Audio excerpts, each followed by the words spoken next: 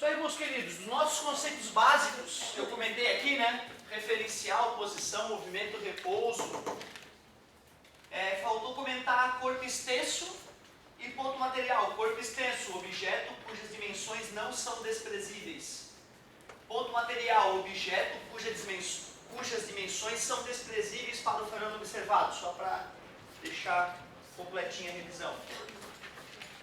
Galerinha, olha, o cara que manda bem nesse tipo de questão, lançamento oblíquo, ele, cara, tem que tirar o chapéu já, porque ele já domina uma série de coisas aí a respeito de física básica. Projétil foi lançado com 40 metros por segundo, com um ângulo de 37 graus horizontal, num local onde a aceleração da gravidade é 10 metros por segundo ao quadrado. Se não foi falado em atrito, é porque nós podemos desprezar. Primeiro passo fundamental, tu pegar esse vetor, pontilhada paralela, chamar de Vx, pontilhada paralela, desenha o vetor componente, que é o Vy. Temos que saber desenhar os componentes e calcular. Deixa eu ver se tu me ajuda. Vx é igual ao vetor original, seno cosseno. Quando entre o vetor que tu quer calcular, que é o Vx, e o vetor original está com ângulo a gente usa cosseno. Ou tu pode simplesmente enxergar o triângulo retângulo e aplicar seno, cosseno, tangente ali no triângulo, né? Vx é igual, a velocidade original era 40, o cosseno de 37 eu forneci para vocês, 0,6. Então o Vx deu 24 metros por segundo. Coloquei errado. 0,8. 4 vezes 8, 32. 32 metros por segundo. O Vy, sim, né? É V vezes seno de 37. O Vy é 40 vezes 0,6. O Vy fica 24 metros por segundo. O primeiro passo para resolver uma questão que envolve lançamento oblíquo é esse: decompor o vetor original. O segundo aspecto muito importante para resolver a questão de lançamento oblíquo é tu lembrar que tu tem que separar o movimento do eixo X, que é um movimento uniforme na horizontal, e o movimento acelerado no eixo Y. Por exemplo, se eu quiser calcular o tempo que esse cara demora para atingir a altura máxima, eu só preciso olhar para o eixo Y. Eu posso pegar a equação horária da velocidade e aplicar ela no eixo Y. No ponto alto da trajetória do cara, quando esse sujeito atingir o ponto máximo da trajetória dele, ele só vai ter velocidade x. A Vy naquele momento fica 0. Por isso que eu posso pegar a equação da velocidade e colocar 0 na velocidade final. A velocidade inicial no eixo y era 24. Se eu digo que para cima é mais, para baixo, menos. Assim eu descubro quanto tempo esse cara demora para atingir a altura máxima. Ou seja, 2,4 segundos. E nós sabemos que o tempo de subida é igual ao tempo de... Então o tempo total, que era a pergunta da letra B, o tempo total que esse cara fica no ar é 4,8 segundos. 4,8 segundos. Simples, né? Mas tem que praticar, senão a gente fica travado e não consegue tomar decisões aí na hora de fazer o exercício. Se eu descobrir o tempo total, eu também já posso calcular o alcance. Porque no eixo X, ele vai permanecer sempre com esta mesma velocidade. E tu vê, né? Eu posso pegar qualquer uma daquelas 3 equações para poder me divertir aqui. Só que, como a velocidade é constante, eu posso até usar a definição de velocidade média para finalizar. A velocidade no eixo X é 32. O alcance, que é a distância que ele vai andar na horizontal, eu quero descobrir. E ele vai ficar 4,8 segundos andando para frente. Está dividindo, passa multiplicando. Vou fazer essa multiplicaçãozinha ali no cantinho. 48 vezes 32. 16 vai 1. 8 mais 1, 9. 24 vai 2. 12, 13, 14. 6, 13 foi 1. 5, 1. Tinha uma casinha após a vírgula. Uma casinha após a vírgula. Então, tu vê, esse objeto vai cair a 153,6 metros do ponto de lançamento. lançamento.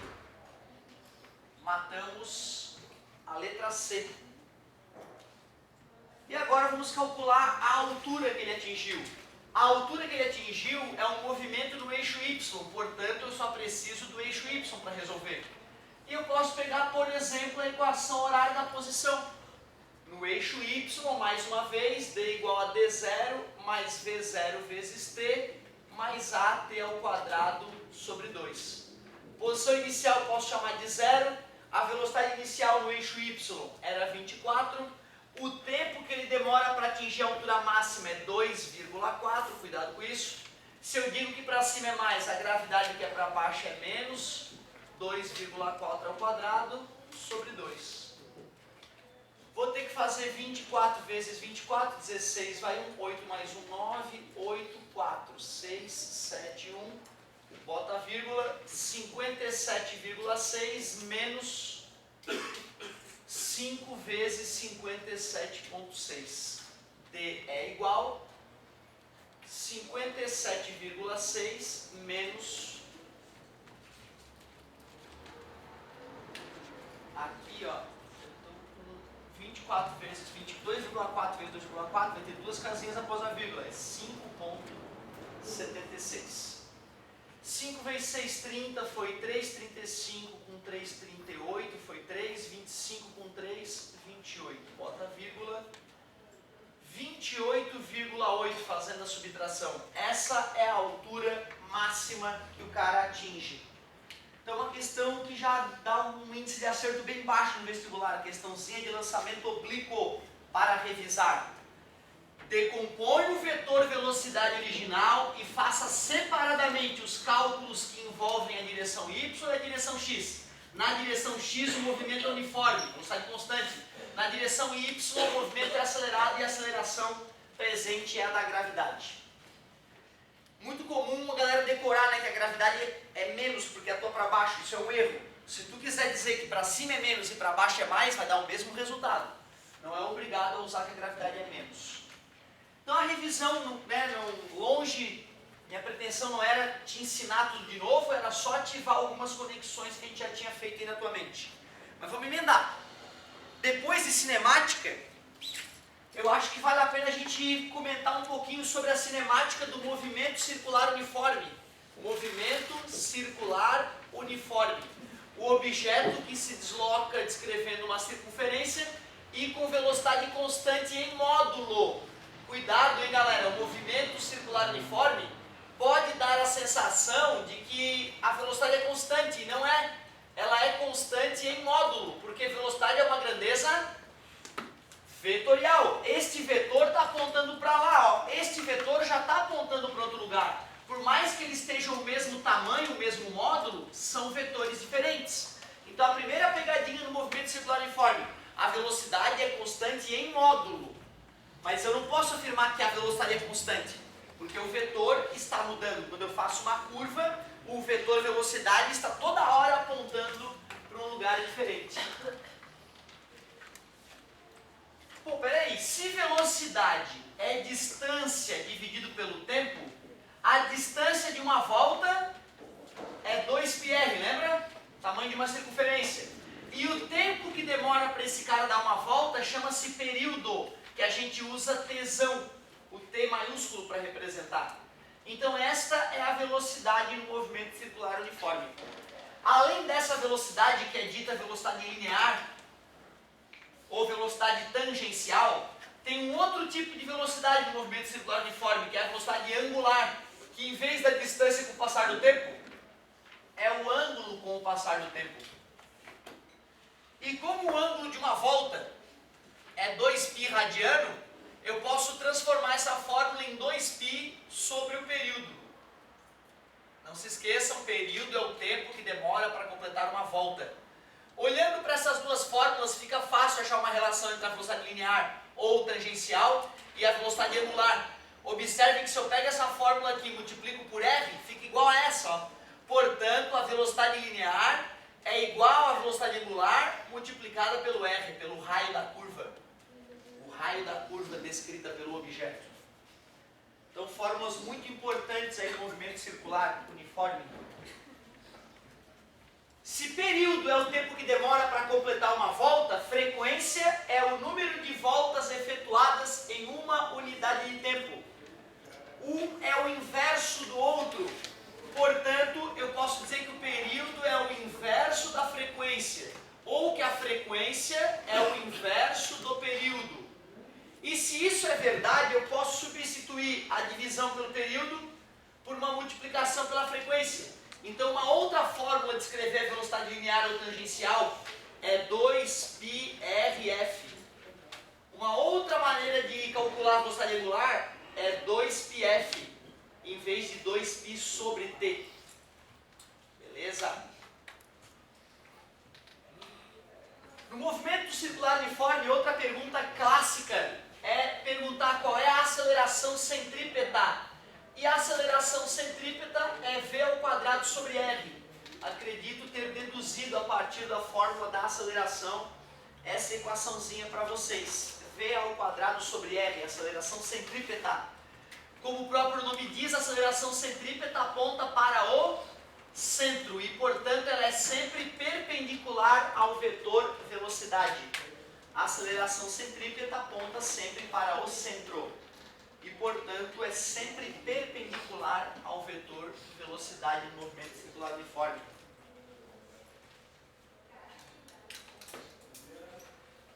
Outra coisa fundamental em movimento circular uniforme é acoplamento de polias. Acoplamento de polias, vamos ver rapidinho.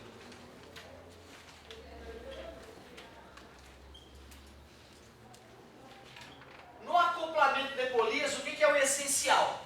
O aluno lembrar que no acoplamento por contato, quando as duas engrenagens ou polias se encostam, polia A e polia B, ou no acoplamento por correia, que é quando tem uma correia conectando as polias ou engrenagens, nesses dois casos, a velocidade linear de qualquer ponto extremo das polias é o mesmo.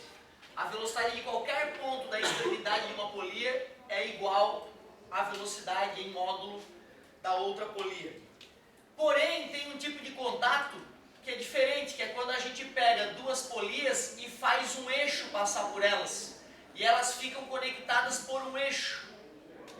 Deixa eu ver se eu consigo fazer o desenho aqui.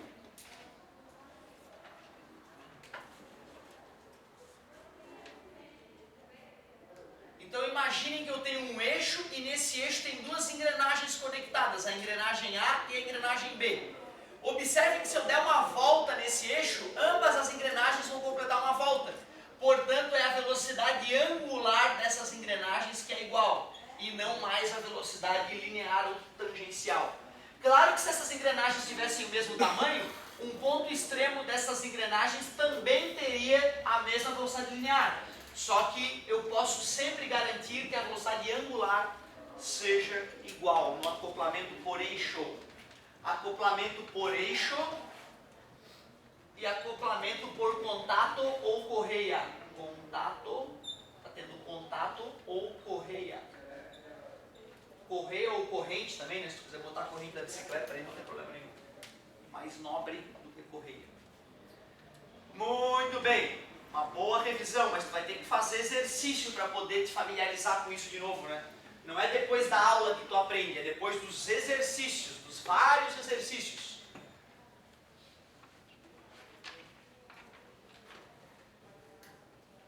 Tu vê, cara, eu já vi o vestibular perguntar, sabe do que para o indivíduo? Numa corrida de Fórmula 1, aí fala lá, os carros atingem, né? Numa corrida de Fórmula 1, a pista tem 3.248,3 metros. Os carros demoram, em média, não sei quantos minutos para completar a volta. 1 minuto, 332 segundos e não sei quantos milésimos.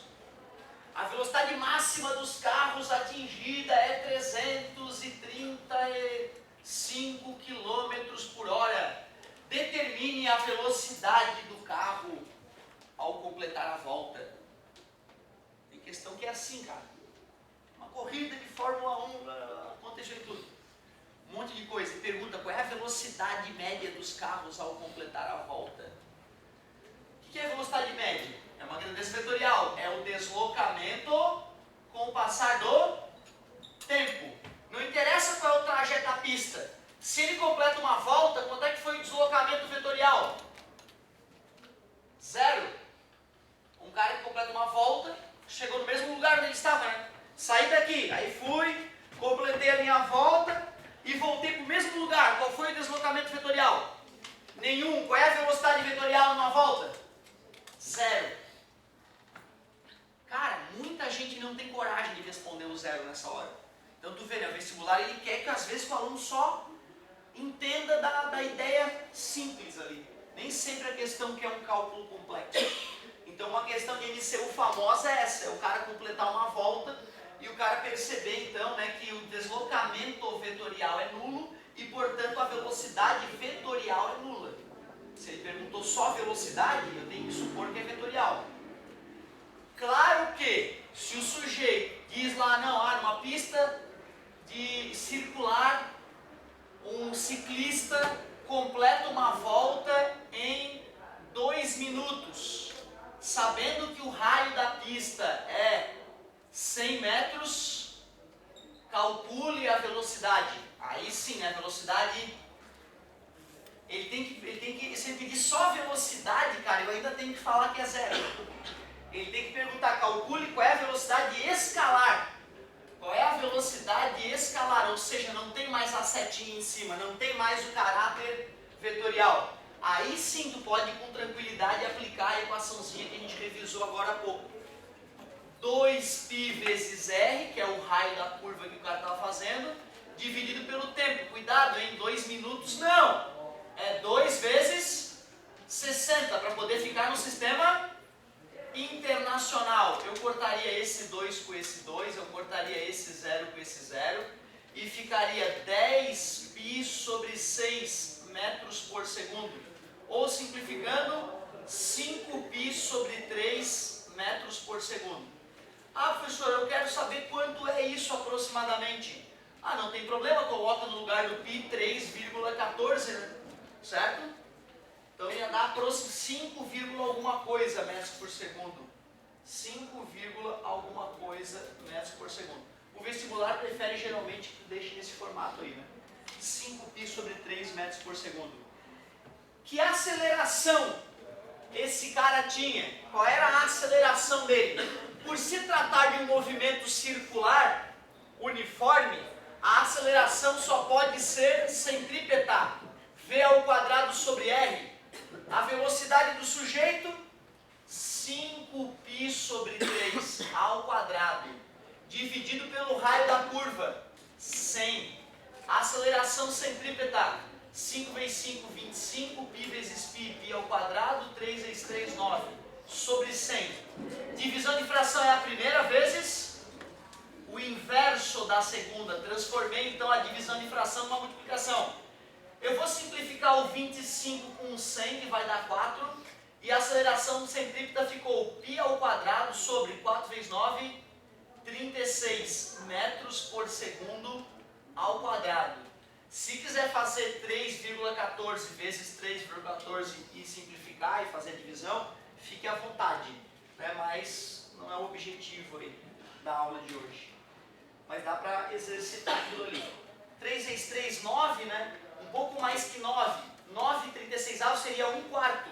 Eu sei que é um pouco mais de 1/4. É um pouco maior do que 0,25. Mas 0,2 eu garanto. Então, para quem quisesse uma aproximação ali, né? Aproximadamente 0,2 metros por segundo, ao quadrado. Depois que a gente deu uma olhadinha em cinemática, a gente começou a dar uma olhada nas leis de Newton.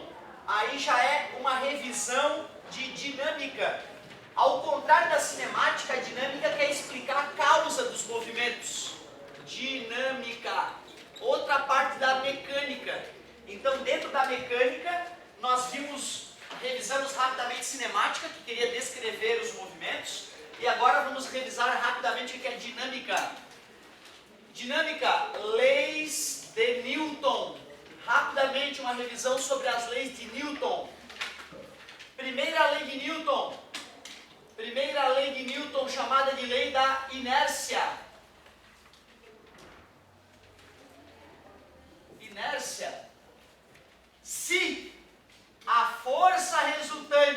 objeto é nula, duas opções para esse objeto. Ou ele está em repouso, ou ele está em movimento retilíneo uniforme. E objetos que estão parados, pode-se concluir que a resultante é zero. Objetos que estão em MRU, pode-se concluir que a resultante é zero. Por mais que seja uma lei fácil de revisar, não é uma lei fácil de botar no coração. Não é fácil. Imaginem vocês, olha, eu pegar o meu paninho aqui, meu paninho mágico, e jogar ele no chão. Na hora que ele bateu no chão, ele ainda continua a ir para frente, né? É muito comum no vestibular a gente pedir para o aluno pensar numa situação como essa, o paninho se deslocando para frente, com a velocidade indo para frente. Bom dia, professor. Bom dia. Só um minutinho.